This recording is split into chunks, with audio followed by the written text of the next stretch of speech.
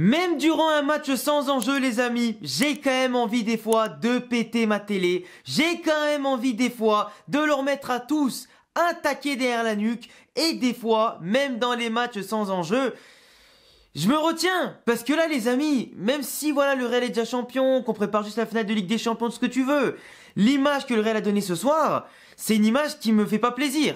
On a eu une mi-temps où on a été exceptionnel, on a fait du jeu, on a été tranquille, on a tout contrôlé, on a marqué but sur but, on a été dans la régalade, on a été en mode Real Madrid. 4-1 à la mi-temps, à l'extérieur, où pendant 10 minutes, on avait juste été en gestion avec un bloc un peu bas, on les laissait faire, on les laissait venir et après, on déployait le jeu sereinement, même si on a eu quelques opportunités et centres un peu dangereux, on était tranquille. Mais à partir de la 10e jusqu'à la 45e et quelques, on les a laminés, on leur a rentré dedans, on leur a pris le ballon, on les a privés de ballon et on les a asphyxiés dans leur moitié de terrain pour les éclater. Des actions à 1-2 touches de balle, des buts qui viennent mais comme si c'était facile, sans forcer en plus de ça avec des remplacements qui ont été faits aujourd'hui pour en tout cas régaler un peu tout le monde et offrir du spectacle et de la confiance. Quand tu vois qu'Arda Güler est en plan 2 avec ses 5-6 premiers tirs, en tout cas cadrés de la saison qui rentre à chaque fois que ça cadre, avec Rossellou qui fait un très bon travail physiquement, qui décroche, qui fait beaucoup de mal à la défense, qui offre des espaces incroyables dans lesquels Vasquez ou Arda Güler ont pu aller notamment pour aller marquer, Brahim qui n'a pas marqué aujourd'hui mais qui a fait 2 passes D à la mi-temps en étant absolument partout, Vasquez qui a fait aussi 2 passes D dans la mi-temps. Qu'est-ce que tu veux dire? On était partout et on aurait même pu en marquer plus. C'est ça qui est dingue.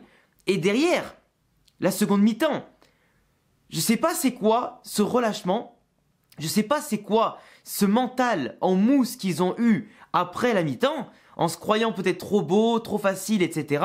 Je sais pas quelles étaient les consignes, mais se prendre un triplé de Sorloth de la 48 à 56e, donc en 8 minutes, en se faisant balader dans les actions, en étant mauvais au marquage, en étant mauvais dans le contrôle des espaces, en étant mauvais dans les interventions. Mais c'est lamentable, c'est lamentable. Et je vais répéter la même chose que j'ai dit sur Twitter. Militao, aujourd'hui, c'est pas le seul responsable de la déroute du 4-1 au 4-4, mais c'est quand même l'acteur principal de quasiment l'ensemble des buts de Sorloth. Et Militao, je l'ai déjà dit depuis quelques semaines, même si on l'aime tous, qu'il est attachant, qu'il est tout ce que tu veux, et qu'il fait tout ce qu'il faut pour revenir au top niveau, là en ce moment, il est pas au niveau, il est pas dedans, il se fait bouger physiquement, ses interventions, elles sont pas propres, il perd des ballons bêtement, et en plus il déstabilise tout le monde. Aujourd'hui Militao, il a pas le niveau de jouer une finale de Ligue des Champions contre Dortmund. Il doit attendre l'année prochaine et travailler tout l'été s'il le faut pour revenir au top niveau. Parce que là, c'est une catastrophe. Et là, il n'y a personne qui peut le défendre. Sur le but, le premier but qu'on prend. Et c'est aussi la faute de Ceballos. Ceballos qui, pour moi, j'ai beau le défendre par rapport à tout son engagement, le fait qu'il aime le Real, que l'année dernière il a été très bon et tout, cette année il a été inexistant. Entre les blessures et les caca qu'il nous fait à tous les matchs, c'est pas possible. Et Ceballos il sera pas renouvelé et il va dégager cet été. Ça c'est sûr à 10 000%. Le mec dans la surface, il veut la garder, au lieu de la dégager au pire en 6 mètres, en corner ou ce que tu veux, ou la donner à un collègue qui peut la dégager, il temporise trop mal, on la prend, enfin on la perd, l'autre il sent tête de sur l'autre but. Lunin, sur le coup, il est prêt à défaut, il est en retard, il peut rien faire. Après, derrière, les Militao et Rudiger qui se regardent jouer avec Sorloth qui prend le but de la tête entre les deux. Qu'est-ce que tu veux dire derrière? Une action à une de touche de balle dans la profondeur. Militao, il intervient mal sur Sorloth, qui a le temps de l'effacer, marqué contre Lunin à bout portant, et après on se fait violer à une de touche de balle de leur moitié de terrain jusqu'à la nôtre. Tout le monde n'intervient pas. Militao, au lieu de se jeter justement sur la balle pour la dévier, il laisse faire le ballon. Sorloth, il le prend à contre-pied, but. C'est trop, c'est trop. Et le pauvre Lunin, moi j'ai de la peine aujourd'hui pour Lunin.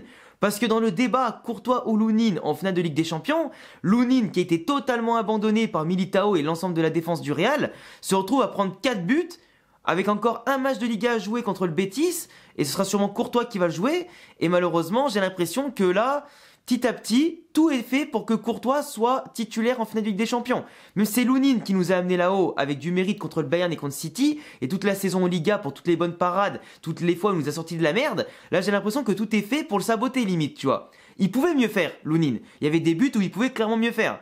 Mais aujourd'hui, il a été abandonné par la défense. Et je trouve ça pas juste de pointer du doigt Lounine aujourd'hui, ou du moins plus lui que certains autres, comme Militao, comme Fran Garcia, comme Ceballos, qui sont passés tous à côté de leur match. Rudiger qui a dû colmater les brèches comme il pouvait, avec un Militao qui en laissait beaucoup trop. Lucas Vazquez qui fait un excellent match offensivement, mais défensivement, ça a été beaucoup moins malheureusement pour lui, vu tous les espaces qu'on laissait derrière.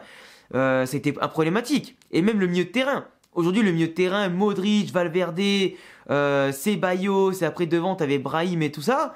Offensivement, c'était top, mais alors défensivement, ça a pris l'eau. Et après, on a perdu de l'engagement, on n'arrivait plus à remettre le pied sur le ballon, on n'arrivait plus à mettre un peu notre football en avant, on se faisait bousiller dans tous les sens, et on faisait des efforts pour que défendre, courir derrière le ballon, et malheureusement, on n'était plus capable d'anticiper et de déployer du football.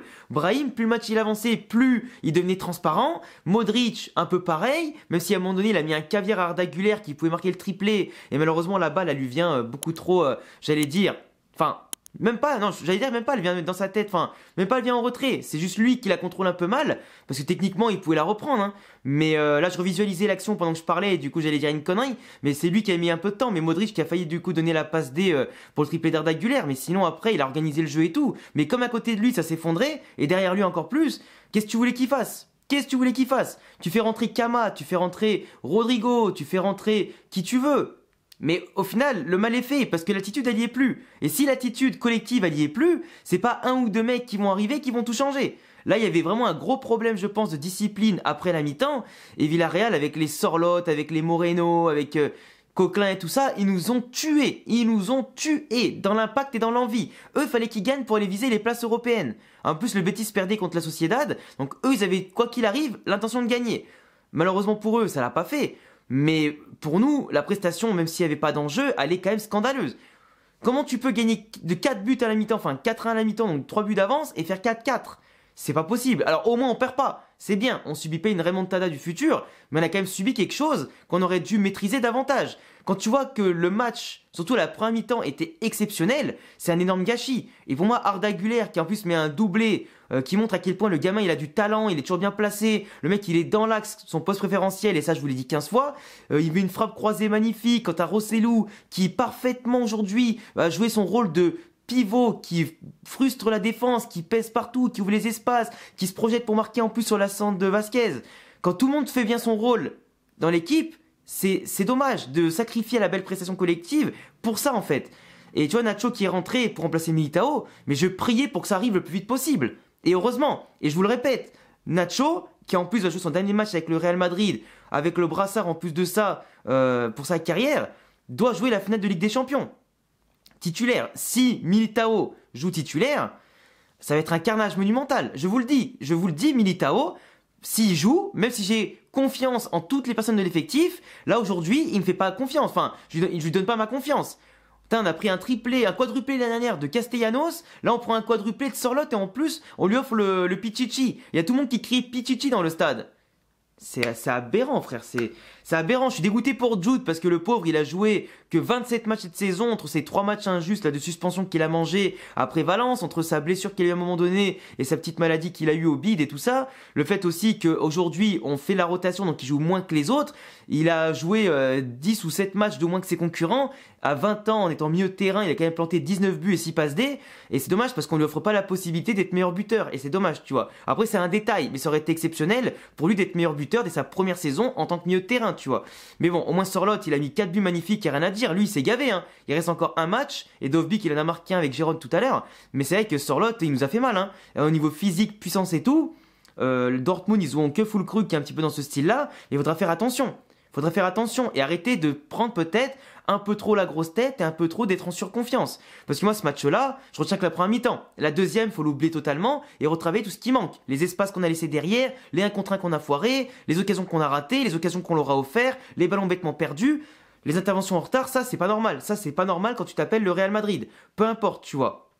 Enfin bref. Après voilà, là je me concentre plus sur le négatif que le positif, c'est vrai, parce que voilà, comme je l'ai dit, je suis dégoûté parce que la presta de la première mi-temps des Vasquez, des Brahim, des Rossellou, des Arda Güler, de Modric, toute la clique, elle était exceptionnelle, et il a fallu un grain de sable qui vienne tout enrayer la machine, et pour moi c'est pas normal, même si le match n'a pas d'enjeu, fallait gagner ce match-là 4-1 ou plus, tu vois. Enfin bref, c'est dommage. Au moins, il n'y a pas eu de caca, il n'y a pas eu de bobo au niveau des blessures. Parce que le caca, finalement, ça a été la bouse de la prestation de la deuxième mi-temps, hein. Mais il n'y a pas eu de blessures, donc c'est le plus important. On a fait jouer un peu tout le monde. Il y a même le jeune Mario Martin qui est rentré encore aujourd'hui. Je suis très content pour lui parce que j'adore ce joueur avec le Castilla. Il a vraiment un très grand avenir, un très gros potentiel.